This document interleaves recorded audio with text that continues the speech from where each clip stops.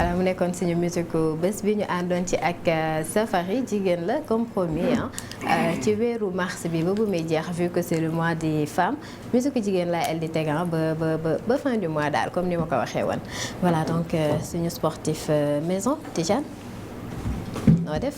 ça va alhamdulilah. yaa ngi ci jàmm. ay bàyyi ma noppeeti balaa ñu naan ma ku ñëw rek nga laaj ko fan la nekkoon. ma yëkkati baat bi tuuti bala ngaa wax que ni. balaa ma lay laaj foo nekkoon bon. nga ma xëyee ba tey maa ngi soog dee wax quoi fii laa commencé donc il faut ma def mise en bouche tuuti. dama lay laaj foo nekkoon de. nafaraat affaire yi. bon. yëngal voix bi un peu di la nuyu. di nuyu itam sama ñaari naataango yi di nuyu téléspectateur suñu Label TV. voilà doo ñu indil tey. waaw tey xanaa ñu wax ci victoire bi nga xamante ni amaat nañu ko wax ci li nga xamante ni itam moom mooy bool bi nga xamante ni tàmbali na fii ci Sénégal Sénégal daal di dalal championnat bon basketball African League bool lu ñuy woowee zone Sahara amoon nag équipe club bu Sénégal bu tudd AS Douane bu doon jongante keroog ci samedi gi ñu daal di leen gagné malheureusement mu nekk compétition boo xamante ni dafay regrouper les meilleurs clubs en Afrique ñi nga xamante ni ñoom ñooy waa NBA en collaboration avec waa FIBA daal di koy organiser. ñu koy amalee Sénégal di ko amalee Rwanda di ko amalee itam fi nga xamante ni moom mooy Égypte. leneen li amoon ci weekend yi moom mooy d'ailleurs sax peut-être foofu laa waroon commencer parce que ñu bëri fa lañ doon xaar ma commencer mooy li nga xamante ni Sénégal CAN U20 yi daal di nañoo jël Coupe d'Afrique des Nations de la catégorie bu ñu doon amalee ci Égypte. mu nekk loo xamante ni daanaka fan yi miin nañu ko mooy jël coupe comme ni ko ñoom Sadio Mané defee ñoom Lamine Camara defee ko ci locaux yi CAN U20 itam ñoom Lamine Camara ñoom Samba Diallo daal di jël ndam li démb seen diggante ak waa dimanche samedi plutôt seen diggante ak waa Gambie. ñu nekkoon suñu ay voisins mu nekkoon aussi match boo xamante ni xawoon am un peu de tension ak un peu loo xamante ne nii kaf fooree comme diggante doomu nijaay ak doomu bàjjan. ci réseaux sociaux yi donc ñu félicité leen encouragé ñi nga xamante ni itam ñoom ñooy waa Gambie pratiquement loolu fi nekkoon actualité sportive loo xamante ni moo gënoon feeñ ci weekend bi. voilà donc tu l'as dit loolu nekkoon li gënoon a fës ci wàllu sport donc xam naa ne tey dañoo waroon sax jël 1h30 yëpp daal di ci wax lu jëm ci wàllu boobu mais bon dañu bàyyi partie bii nii pour voilà dernière 30 minutes yi donc dama ciy jaaree Tidiane bàyyi la nga dalal suñu invité tey di Cheikh Sidy Ba nekk voilà directeur de sport bu Jaraaf la nga dalal ko tàmbalee suñu waxtaan ak moom. waaw comme ni ñu ko defee sax leen di ñuy dalal fii ci plateau bi suñu invité ñu wax ci wàllum tàggat yaram tey nag ñuy dalal Cheikh Sidy Ba nekk ancien international football Sénégal nekk itam directeur technique Jaraaf Cheikh Sidy ñu ngi lay dalal ñu bàyyi la nga ñëw suñu téléspectateur. waaw maa ngi leen di remercier si invitation bi ñu nuyu téléspectateur suñu Label TV yëpp di leen jaajëfal. alors tout naturellement la première question ban jàngat nga am ci li nga xamante ni Sénégal daal dina dominer moom mooy football africain bi.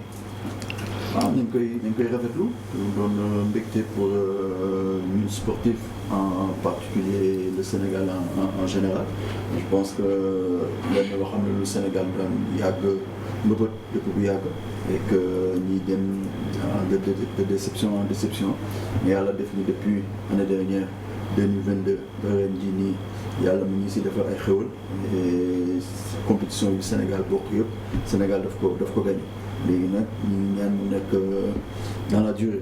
donc ñu doon un feu de paille leen loo xam ne dafay tàq léegi après fay léegi ñu gën a yàgg dafay gën a sukkali football Sénégal sur le plan local et que ñu toll fu mu nekk nii ñu am génération de footballeurs yu baax génération de footballeurs yoo xam ne ay footballeurs de qualité lañu et que loolu yëpp liggéey la ça a été travaillé en amont et que tey jii nii on est en train de récolter les fruits et que nañu continuer am ni que ñi ngi si yoon bu baax buñ si wàcc continuer si yoon boobu ñu nekk gën a yokk liggéey bi nag dañuy yàgg di wax ni que en matière de football lu gën a métti mooy liggéey dem ba nekk au sommet maintenir fa loolu moo gën a jafe parce que dafa difficile compétition moo métti compétition dafa métti ne bokk say nawle ñoom ñi préparé wu yow nag préparé wu et que ñëw ci terrain bi ne mu nekk leen loo xam ne que bataille lay doon xeex lay doon si biir terrain bi ku nekk bëgg a jël ndam bi yàlla dafa ñi si dafa tegal dimbali ñi si jàppale ñi si ba fan temps yi yëpp Sénégal mooy jël ndam bi te que nañ continuer liggéey boobu gën ko yokk parce que soo eggee au sommet ñëpp danay doon cible bi ñëpp yow la ñuy wut pour gagner la donc tey jii nii dañ gën a war a yokk liggéey bi gën a sérieux si li ñuy def gën a organiser wu pour mën a maintenir pour se maintenir au sommet. yaa ngi koy wax ci seen njorteelu ba ngay jël kàddu Sénégal yàgg na dund ay échec ñu gis ne jamono ji ñoo ngi gagné pratiquement toute compétition yoo xamante ni ñu ngi koy daal di bokk lan moo indi déclic boobu. déclic boobu lu ko indi mooy dañu toog xoolaat bu baax fan la ñu doon lajjee fan lañ doon amee échec lan moo doon waral échec yooyu. donc ñu def ci ay jàngat. wut ci ay solutions surtout sur le plan de la gestion de l'équipe sur le plan de l'environnement parce que daan doon gis Sénégal su daan déplacé wu dafa doon def ay déplacements yu métti man jaar naa si daan nañ voyager en Afrique di dem ay Coupe d'Afrique di dem qualification Coupe du Monde qualification Coupe d'Afrique mu doon nag ay voyages yu métti mu doon jàngalanteel ay situations yu doy waar et que d'année en année état bi fédération bi ñuy def ay jéego di rectifier nànk-nànk dem ba professionnaliser environnement équipe nationale donc loolu mu doon avancé yu rëy def ci ay moyens des moyens conséquents parce que dañ doon dem dañ doon wax ni soo nekkee à l'extérieur nekkoon joueur professionnel suñu woowee convoqué équipe nationale j'étais obligé faire sa bopp billet ticket pour ñëw jouer si après ñi rembourser des fois ça daan ñu woon rembourser ñi dem mu am ay problème prime ay problèmes logistiques et tout ça donc fédération def ci ay jéego def ci ay efforts yu baax effort yu rëy état bi la même chose ñu dem ba en problème yooyu ñu doon am amatul léegi nag ñu am ay joueurs de qualité ñu am ay centre de formation yoo xam ne dañ former ay joueurs yu baax joueurs yooyu dem aguerrir en Europe ñu dem fa gën fa gagner en expérience gën fa gagner en qualité donc yooyu yëpp moo booloo tey jii nii nga xam ne loolu yëpp mu doon ay qualité pour l'équipe nationale du Sénégal pour les différentes sélections nationales tey jii nii résultats yooyu nag la ñuy ci loolu sax est-ce que du mooy ni ñuy woowee académiciens ñoom ñoo ñëw indi déclic bi Tidiane di laajte léegi parce que bu ñu xoolee yu si mel ne ay génération foot ay jàmbaar Dakar Sacré-Cœur gis nañu ci sélection yi ñu mënti am ñoom dinañ fa am ay représentants te aussi ñu xaarañ la ñuy doon y a le cas de Lamine Camara Pape Demba Diallo di nekk ay jeunes yu xaarañ est-ce que du ñoom mooy club yooyu di former ndaw yi foofu la déclic bi jógee. oui tout à fait déclic bi foofu la jógee parce que gis nañu académie yi dañu def liggéey bu baax liggéey boo xam ne que ñëpp dañ koy saluer parce que tey jii ñu soo xoolee sélection de jeunes yi en équipe nationale pratiquement 50 je peux dire à 60-70% ay académiciens ñoo fa nekk donc ça veut dire que ñoom ils ont amené une plus-value dans le football national mais il faut pas oublier aussi que nos clubs traditionnels ñoom tamit am na lu ñu si def parce que club traditionnel yi liggéey bi si ñoom la commencé bon tey jii nii ba académiciens yi am fit ñëw créer cette académie pour mën a indi seen apport pour amener un apport pour le football sénégal donc c'est tout un ensemble académiciens yi am nañ si une grande part de succès une grande part de responsabilité mais les clubs traditionnels aussi pareil donc c'est tout un ensemble boo xam ne tey ji ensemble boobu la ñu jël boole ku nekk indi li na am loo xam ne si lu baax si li ñuy liggéey ñu indi ko ñu boole ko xam loolu tey ji li moo indi résultat yi am club traditionnel yi tamit est-ce que jotul wala bu dee am na ñuy xool tamit ci ñoom ñu jëm am ay genre petite catégorie ay ndaw yoo xamante ni foofu lañ leen di tàggatee ñoom aussi ëllëg bu ñu leen demee rek ñu mën a jël la relève. Oui tout à fait je pense que club traditionnel ils ont pris conscience de cela et je pense que tey jii nii club traditionnel yi ñuy jéem a def ay jéego si côté boobu par exemple je prends l'exemple du Jaraaf nga xam ne foofu fa la bokk. bon ba ma ñëwee on a créé une académie léegi nii xam ne y a la petite catégorie ñu ngi foofu di former ay xale di jéem a jéem leen màgg ak ñoom pour ëllëg ñu doon la relève je pense que club traditionnel xam nañu loolu parce que gis nañu retard bu ñu am par rapport aux académies et que léegi tey jii nii ñuy jéem a rattraper loolu parce que tey jii nii club traditionnel ñoo du waroon doon la locomotive du football sénégalais mais malheureusement inversé bi moo am tey jii nii ce sont les académiciens qui ont une grande part dans ce succès et donc tey jii nii club traditionnel je pense qu'ils ont pris conscience de cela et que ñi ngi liggéey en conséquence pour jéem a rectifier erreur boobu. alors aujourd'hui ci fédération bi su fekkee ñun def nañ ay efforts fan leen di gën a xaaree ak coupe yi nga xam ne Sénégal mu ngi koy remporter dernièrement. fu ñu leen war a gën a xaare mooy tey jii nii on a des résultats avec nos équipes nationales avec nos sélections de jeunes et même avec l'équipe nationale A, l'équipe nationale locale. Tey jii nii je pense que effort yi c'est par rapport au niveau de nos clubs. Parce que tey jii nii en sélection on a des résultats mais en club on n'a pas de résultats. Le niveau de notre football local est faible et bas. Je pense qu'on l'a vu gis nañu ci compétition africaine yi suñu club yi suñu génn dem compétir premier tour pratiquement ñu génn. Il y a eu une fois il y a 3 ans de cela Jaraaf ak Teungueth ñoom arrivé def prouesse qualifié phase de poule compétition africaine yi mais après derrière c'est le désert il y a rien eu et donc loolu la ñu war a jéem a rectifier jéem a def ay efforts. mais loolu liggéey fédération bi la wala liggéey club yi. ñëpp la liggéey ñëpp la parce que tey jii nii fédération bi moo tënk football du Sénégal donc derrière yeneen li ci des ay démembrement la donc la responsabilité incombe à la fédération c'est à la fédération d'aller trouver les moyens comme ce qui se fait ailleurs en Afrique ou bien dans les autres pays du monde entier. Il y a d'abord l'apport de l'État. Surtout gis nañu pays africains yi ñu jege l'apport de l'État par rapport aux subventions. Je pense que tey jii nii nga xam ne fédération moom mooy délégataire de pouvoir tey jii nii moom moo war a def les premiers pas club yi dafa si gannaaw parce que fédération bi ñun ñëpp mooy suñu responsable. Et je pense que c'est tout un ensemble fédération am na paaram comme club yi am nañu seen part état bi am na paaram les collectivités locales ainsi de suite ñoom ñëpp ku nekk am na sa part de responsabilité. ok léegi gis nañ ne ñu ngi dem di jël ay coupe comme ni nga ko waxee sànq équipe boo xam ne jël nga coupe peut-être prochaine compétition yi ñu si bëri seen voilà dañ lay bàyyee xel et tout maintenant est-ce que fait que ñuy commencer jël yenn coupe yi nekkul loo xam ne aussi daf ñoo war a wan ne que jot na wala war nañoo mun a pare pour ñun aussi recevoir ay compétition. Oui, pour recevoir ay compétitions déjà il faut na am ay stades yu baax. Je pense que état bi mu ngi def ay efforts sur loolu di commencer construire ay stades et que léegi il faudrait que aussi dans certains côtés aussi que ñu essayer de privilégier surtout la qualité des pelouses parce que je pense que les grandes compétitions duñ ko jouer ci ay pelouses synthétiques c'est du gazon naturel et que tey jii nii quand on construit des stades yoo xam ne que ce pelouse synthétique là dafay doon handicap par rapport à la candidature du Sénégal pour l'organisation d'une grande compétition. Il faudrait que ñu jëm ko mixer peut-être que il y a certaines zones yoo xam ne mën na fa def pelouse synthétique mais dans les grandes villes yoo xam ne fa nay projeté pour am fa compétition internationale na jéem fa def ay stades fonctionnels avec du gazon naturel là dafay gën a faciliter notre candidature pour les grandes compétitions mais je pense que tey jii nii aura bu Sénégal am en Afrique et dans le monde je pense que Sénégal mën na organiser une grande compétition parce que dinañ ko organise depuis Sénégal 92 la Coupe d'Afrique et que tey jii nii je pense que Sénégal avec les résultats yi mu def nii il est temps que le Sénégal organise une grande compétition comme la CAN Senior. D'accord bon comme ni ko Fatou Sidibé waxee mu ngi naan infrastructure est-ce que nekkul jafe-jafe ci li nga xamante ni du porte préjudice avancement championnat bu Sénégal te gis nañu yàggul dara ba waa Ligue sénégalaise de football professionnel ba ñu doon def seen bilan à mi-saison gis nañu Amsatou Fall di fustiger parfois disponibilité terrain bi loolu itam est-ce que nekkul mbir boo xamante ni dafay bloquer le développement de notre championnat.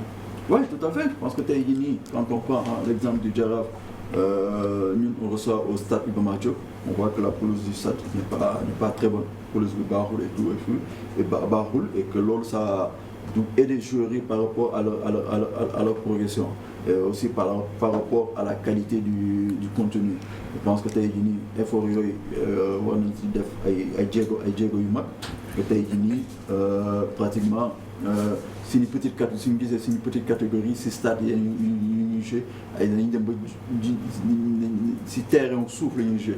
terrain sablonneux je pense que loolu handicap la et que ça du leen permettre seen progression et aussi ça par rapport à la qualité du jeu. Je pense que il y a des efforts à faire efforts yi nag ñu koy def mais ba léegi des na lu bëri mais je pense que d'année en année suñu def ay efforts liñ dem nañ moo xam ne que dinañ am le minimum nécessaire pour produire et faire du bon football et pour permettre à nos jeunes de progresser rapidement.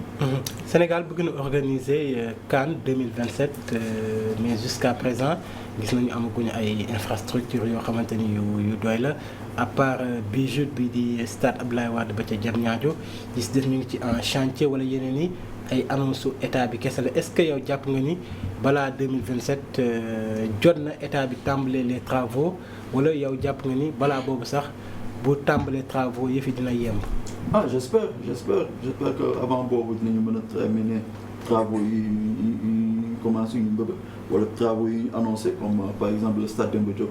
Je pense qu'ils avaient annoncé le démarrage des travaux depuis le mois de janvier, mais au mois de mars, il y a eu bien avancé. Léopold aussi. Léopold Senghor, même si bon, Léopold Senghor, mais je vois que ça avance très lentement. Je pense que ce côté on a des efforts, parce que ça n'attend pas. Les autres avancent tandis que nous, on n'avance pas. Et que si nous avons comme ambition organiser Cannes 2027, Cannes 2027, c'est dans 4 ans. 4 ans, ça va tellement vite. Et que tu es projeté pour construire un stade. On sait que construction de stade, c'est pas 1 an, c'est pas 2 ans, ça prend du temps. Donc, je pense que le temps est contre nous, nous devons faire des efforts, nous devons avancer sur l'eau. Et que quand on fait une annonce, à telle date, on doit commencer les travaux, il faut que nous respections l'eau. Je pense que l'eau, c'est le nit gën ñi jox gëdd parce que tey jii il faut que on respecte les annonces que nos autorités yi di def ñu def annonce ñu xool ko bu baax et que xam ni que suñ waxee à telle date on doit commencer. si champ bi mais aussi si cadre U20 bi gis nañ yenn joueurs yi nga xam ne sont démarqués c'est seen potentiel est-ce que yow jàpp nga ni am na seen chance équipe nationale bu mag bi.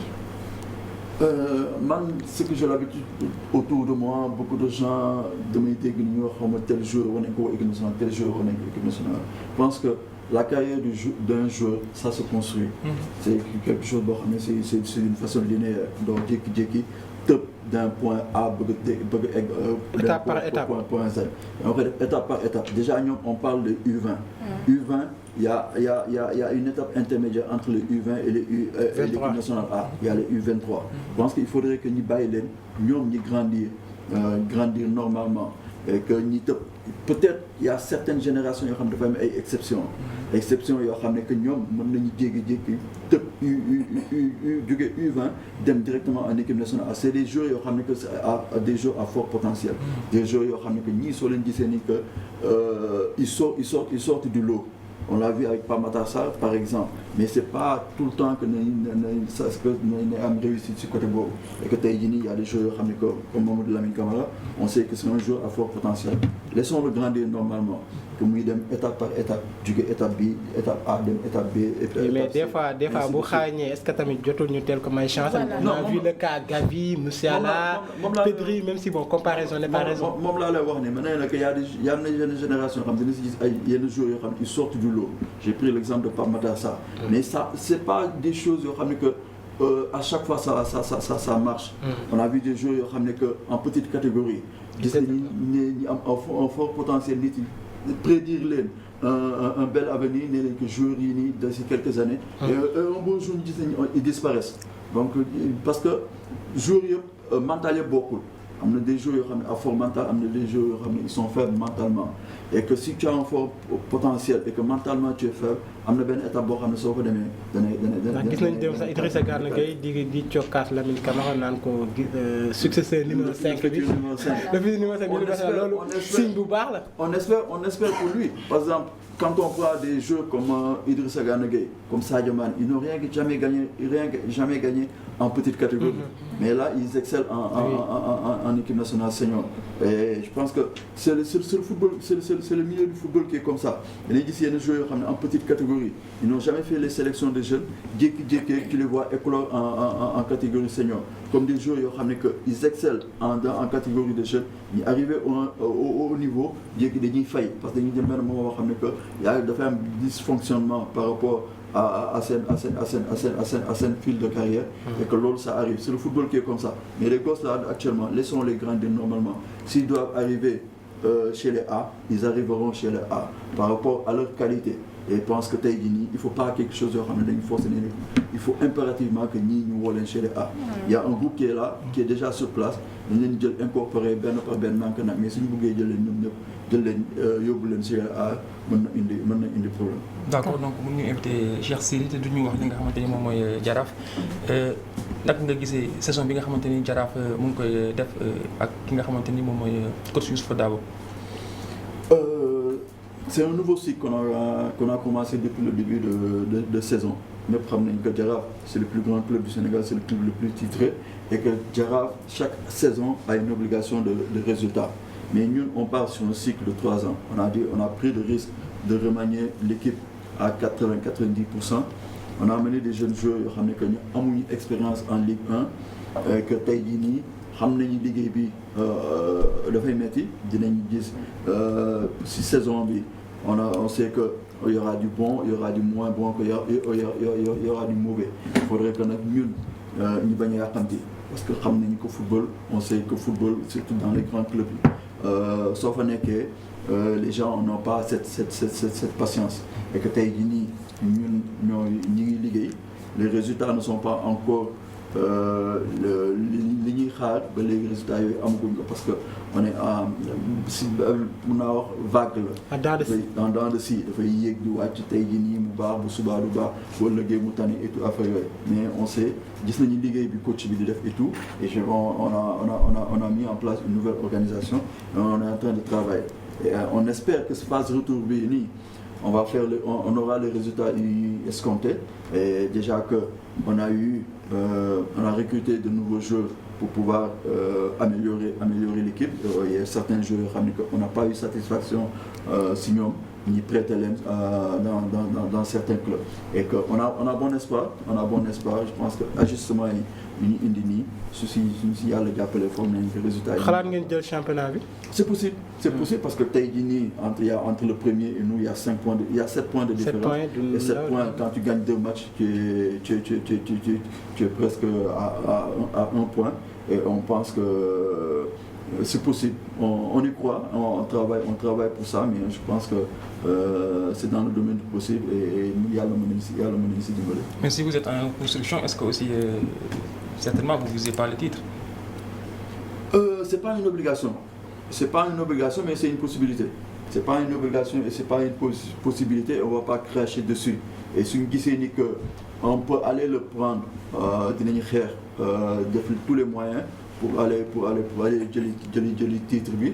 Mais si en cas de non-succès, aussi ça va pas être une catastrophe pour le Jaraaf. Dernière question par rapport ak suñu U20 yi y en a qui disent que bu ñu jouer compétition ba mu jeex te encaissé wuñ c'est peut-être goal bi moo baax ñii disent que défense bi la c'est quoi en fait lan moo ko def. C'est tout un ensemble, c'est tout le groupe. Quand on parle d'une bonne défense, c'est avoir un bon bloc défensif.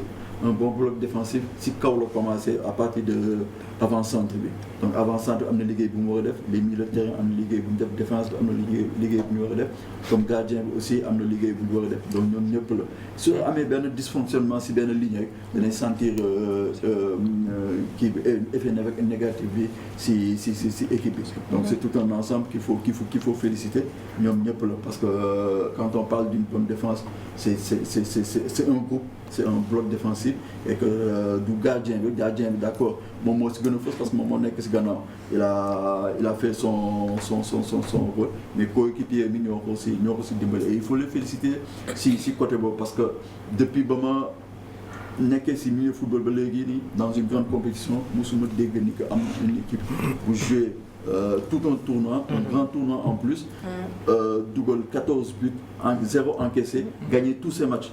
Je pense que c'est un record boo xam ne il faut le saluer et que loolu yëpp c'est liggéey la bu ñu def en amont ñoom ñëpp que ce soit le staff technique et les joueurs et il faut leur tirer le chapeau. Tidiane. comme temps bi daf ñoo xoj may fàttali suñu téléspectateur tey ñu ngi doon dalal Cheikh Sidy Ba mu nekkoon ancien international mu nekk itam l'un des plus grands consultants ça aussi il faut le souligner parce que à chaque fois bu ñu gisee Sénégal yi ñu football dañoo gis ci plateau yu télé yi et du ay plateau télé aussi yu ndaw plateau télé yu mag lañ koy invité donc ñu saluer tey bonheur la tey aussi ñun aussi ñu daal dalal suñu plateau consultant bu mel ni moom ñu waxtaan ci li nga xamante ni moom mooy football di ko jaajëfal ci disponibilité am di leen gërëm yéen itam di jox dig daje suñu téléspectateurs yi ñuy xaar sax leen di joxaat leen dig daje leen di incha allah ñu waxtaan ci yeneen. gën a yaatal ci wàllu tàggat yaram. incha allah merci Tidiane. Cheba bàyyi la nga tàggoo. waaw maa leen di remercier si invitation bi et que wax leen ni que je suis à votre disponibilité saa yu ma soxla rek man Toute ma vie, c'est le football, c'est le sport en général. Je pense que je suis né dans une famille de sportifs. Mon père a été président de la Fédération sénégalaise de football. Donc, si football là du dos.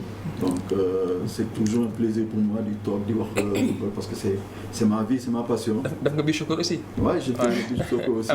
Papa qui... Voilà, donc je vis de sport. Je vis de sport et que je voudrais remercier si invitation. Merci beaucoup. Willy?